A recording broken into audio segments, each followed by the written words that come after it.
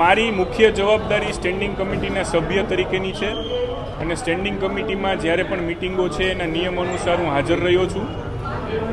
મીડિયાના માધ્યમથી એવું સાંભળવામાં આવ્યું છે કે કમિશનરને ઇન્ચાર્જ સેક્રેટરીએ માર્ગદર્શન માટે પત્ર લખ્યો છે કે મને બોર્ડમાં બેસવા દેવામાં આવે કે નહીં, પરંતુ જ્યારે મારે જવાનું થયું એના આગલે દિવસે અહીંયા જ મેયર ચેમ્બરમાં 19 જાન્યુઆરીના રોજ મેયરશ્રીની અધ્યક્ષતામાં મેયરશ્રી પોતે નૈનાબેન, સ્ટેન્ડિંગ કમિટીના ચેરમેન શ્રી જયમીનભાઈ, રાજકોટ શહેર ભાજપના અધ્યક્ષ શ્રી માધવભાઈ દવે, કોર્પોરેશનના દંડક શ્રી મનીષભાઈ રાડિયા અને નેતા શ્રી લીલુબેન જાદવ, આ બધા લોકો હાજર હતા. એ વખતના જે સેક્રેટરી ચાર્જમાં હતા એમની સાથે પણ એક્ટની સંપૂર્ણ ચર્ચા કરી છે અને એક્ટમાં શબ્દ વાપર્યો છે કોર્પોરેશન મિટિંગ.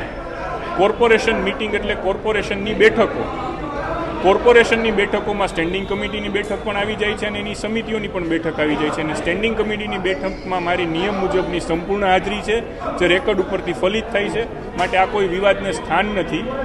કદાચ ઇન્ચાર્જ સેક્રેટરીને મનમાં એવું થયું હશે અથવા કોઈ એમને એવું કીધું હશે કે ભાઈ તમારે સેક્રેટરી તરીકે કમિશનરને જાણ કરવી જોઈએ, આ હેતુથી પ્રેરાઈને એમને પત્ર લખ્યો હોય એવું હું માની રહ્યો છું. અને અત્યારની સ્થિતિમાં જ્યારે હવે કોર્પોરેશનની ટર્મ પૂરી થવાને પૂરો મહિનો નથી, ત્યારે કંઈ બીજો રાજકીય વિષય હોય એવું દેખાતું નથી.